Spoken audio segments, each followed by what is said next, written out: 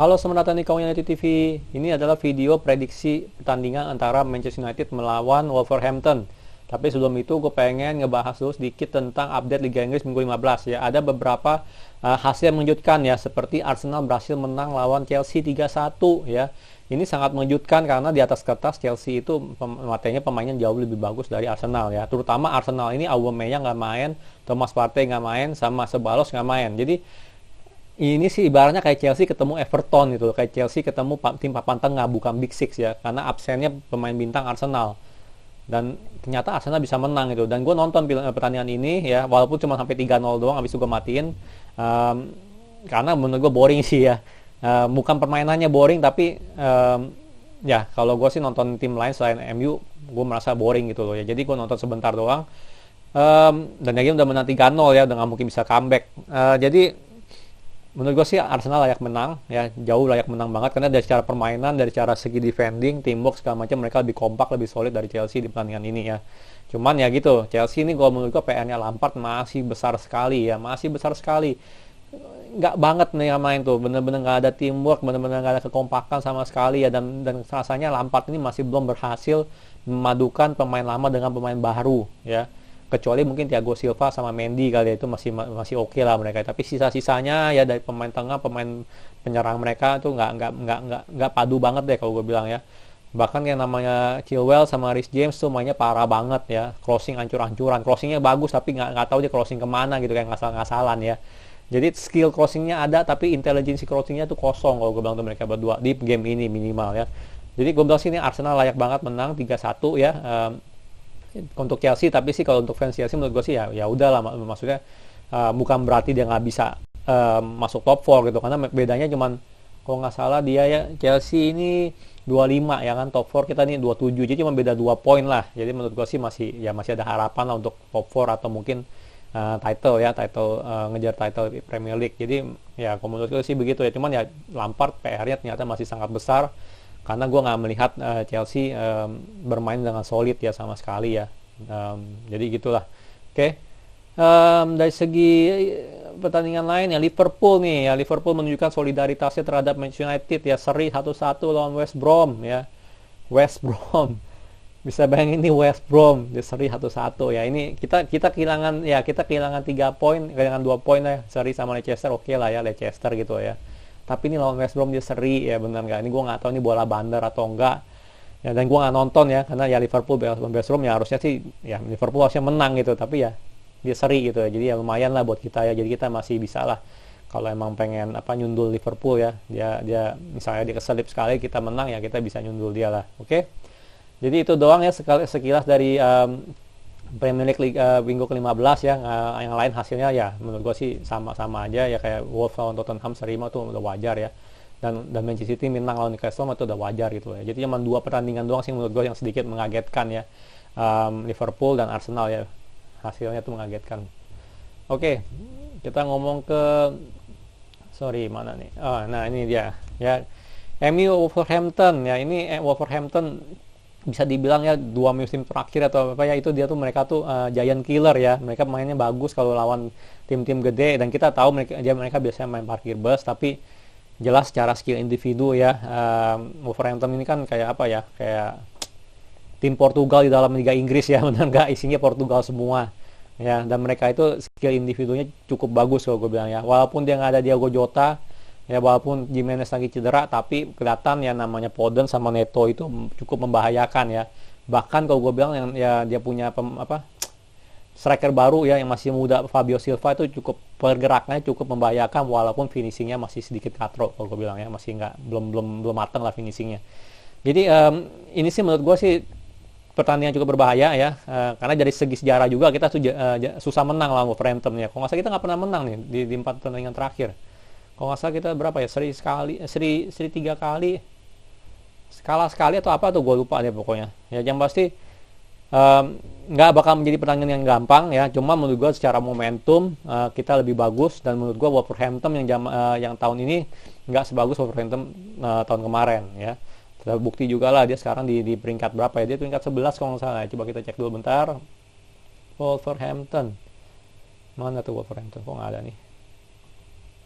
Nah, peringkat 11 ya. Jadi form mereka juga lagi nggak bagus ya. Form mereka lagi nggak bagus, cuman tetap nggak bisa dianggap remeh ya, karena skill individual mereka menurut gue cukup bagus ya. Namanya Podence, Neto, sama Fabio Silva itu menurut gue cukup cukup bagus. Jadi dari segi ini, tapi tetap gue gue entah kenapa gue pede kita bisa menang ya. Mungkin nggak bakal banyak ya, mungkin cuma 1-0 atau 2-1, bedanya 1 gol, tapi yang pasti kalau dari segi pilihan pemain, gue tetap pilih formasi 4-2-3-1 ya. Ini udah pasti udah nggak, menurut gue jangan dirubah-rubah lah ya. 4-2-3-1. Untuk kiper gue pilih De Gea tetap ya. Oke, orang pasti bisa nyalain De Gea salah yang kemarin, gol-gol yang kemarin. Menurut gue sih tetap aja sebelum kesalahan De Gea ya atau apa ya, itu rangkaian golnya itu seperti apa gitu kan ya. Kalau seandainya itu bola dihadang sama McTominay kan, yang gol pertama itu harusnya nggak gol. Jadi menurut gue De Gea masih, dan juga jujur aja gue ngeliat Dean Henderson main ya, selain dia kiper bagus, tapi gue tetap merasa dia belum sekelas De Gea ya, belum sekelas De Gea dari segi mentalitas, dari segi skill ya. Mungkin refleks dia lebih bagus dari De Gea karena De Gea udah mulai tua, tapi dari semuanya itu menurut gue sih dia belum sematang De Gea ya.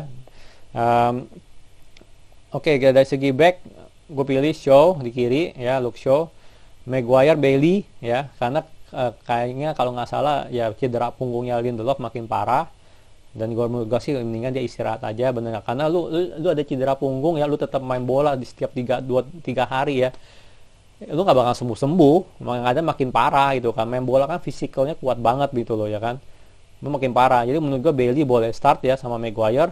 Di kanan gue taruh Fosu Mensah ya. Kalau mau taruh Brandon Williams boleh ya. Dan gue ini dengan catatan ya, ini gue bikin video ini sebelum press con-nya Ole. Jadi gue nggak tahu Wan Bissaka bakal available atau enggak. Ya. Nah itu back four-nya gue pilih ya. Untuk holding midfield gue pilih Pogba sebagai box to box dan Fred sebagai CDM ya. Kenapa nggak McTominay Fred ya? Pasti orang bilang, oh gue takut kena counter attack, gue takut kena counter attack ya kan. Karena Wolf yang punya counter attack-nya berbahaya ya. Menurut gue gini, ada Bailey ya, karena speed dia cepat, dia bisa komplement Maguire ya. Jadi menurut gue sih kita nggak perlu terlalu takut sama counter attack-nya Wolverhampton ya. Oke, masih bisa kebobolan atau apalah, namanya juga bola ya, tapi menurut gue dengan adanya Bailey di belakang sedikit lebih aman ya dengan counter attack ya. Toh kita ada Fred ya, jadi menurut gue namanya juga gini, namanya bola ya, counter attack kita lagi nyerang ya, pasti selalu biasanya standarnya 2 defender yang dua center back kita pasti ngendok di half line, bener nggak? Kalau mau kita takut, kita udah ada Fred untuk bantuin ngendok. Jadi 3 orang di belakang itu menurut gue sudah sangat cukup. Ya udah sangat cukup. Kita nggak perlu 4, kita nggak perlu McTominay juga bantuin jaga di belakang gitu, nggak perlu. Karena takut kena counter attack ya. Dimanapun juga ya, siapapun juga kalau kalian nonton ya, Liverpool kayak Manchester City atau apa, dia nggak pernah taruh 4 orang di belakang gitu loh ya buat jagain counter attack, nggak pernah. Ya bahkan kebanyakan mereka biasanya cuma 2 orang doang di belakang. Ya CDM tetap CDM tetap menjaga gitu untuk bantu nyerang. Ya jadi kalau gue bilang ini balance ya, apalagi kita ada Bailey, menurut gue kita nggak perlu McTominay Fred, menurut gue Pogba Fred udah cukup gitu loh ya. Dan kita seandainya Wolverhampton yang main parkir bus ya, dan feeling gue sih kemungkinan dia main parkir bus ya, kita perlu opsi ya, kita perlu Fernandes perlu di backup dengan oleh skillnya Pogba ya, oleh kreativitasnya Pogba, itu perlu banget. Ya jadi untuk mengupas pertahanannya Wolverhampton, kalau nggak kita bakal deadlock. Ya menurut gue itu lebih penting. Ya kita harus bisa ngegolin gitu loh ya. Jadi makanya gue pilih Pogba dengan Fred di holding midfield ya. Untuk opsi penyerang Martial, Fernandes, Rashford dan juga striker Cavani ya. Jelas kalau Fernandes kita tergantikan ya. Dan tapi sih gue berharap ya kita bisa ngegolin duluan lah. Kita bisa unggul dulu 2-0, jadi menit 70 atau 60 Fernandes ditarik, diganti lah sama Van de Beek atau siapa ya. Atau Juan Mata ya, boleh juga tuh. Gue pengen lihat tuh Juan Mata gantiin Fernandes di posisi nomor 10 ya, karena dia kreativitasnya ada, dan ya dia nggak perlu lari banyak lah sebenarnya kalau dia memang bisa terupas yang keren-keren gitu kan, benar nggak ya. Jadi gue pengen lihat sih sebenarnya Juan Mata gantiin Fernandes di nomor 10 ya. Martial tetap gue mainin ya, terlepas fans Arsenal ngomong apa ya, tapi Martial kalau gue bilang ya di 3-4 game terakhir kontribusi dia cukup besar. Ya pas lawan Leicester dia nggak pernah dapat bola ya, dia nggak pernah dapat chance ya untuk ngegolin, jadi nggak bisa dihitung, gue bilang ya, nggak bisa dihitung. Rashford dapat 3 atau 4 tapi cuma ngegolin 1 gitu kan, tapi nggak ada orang kritik Rashford ya. Sementara Martial yang di 3-4 game terakhir ya ngegolin 2 sama assist 3 kalau nggak salah, kemarin nggak dapat apa-apa di langsung dikritik gitu loh. Gue nggak ngerti gitu orang tuh nonton bola atau kagak sih, bener nggak tontonin atau enggak ya, karena kalau kita lihat kontribusi Martial di 4 game terakhir menurut gue sih cukup bagus ya, kecuali pas lawan Leicester karena dia juga nggak dapat bola sama sekali gitu loh ya. Jadi dapat bola sekali dan dia ngegolin kan, tapi offside ya. Jadi menurut gue sih jangan terlalu dini dulu ngejudge Martial ya, dan gue sih lebih ngarepin Martial bisa comeback ya, bisa balik formnya dari kayak kemarin musim lalu ya, setelah Covid gitu kan, formnya dia kan bagus sekali gitu. Jadi gue sih lebih ngarepin ke arah sana ketimbang Martial nggak dimainin gitu loh ya, atau apa ya. Nah untuk striker gue pengen lihat Cavani main ya. Cavani menurut gue ya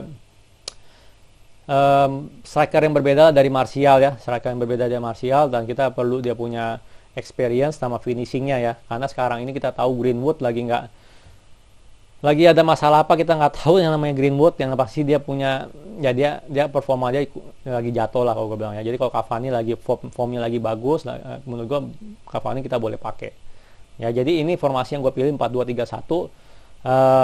Sekali lagi ya, walaupun kita secara sejarah susah menang ya lawan Wolves ya, tapi gue bilang sekali lagi Wolves tahun ini beda dengan Wolves tahun lalu ya, dan juga nggak ada yang namanya si Jimenez sama Diogo Jota juga udah keluar ya kan. Menurut gue sih kita bisa menang di game ini ya, kita bisa menang ya. Prediksi gue bilang kita menang 1 gol ya, antara kita menang 1-0 kalau nggak 2-1, kemenangan untuk Manchester United ya.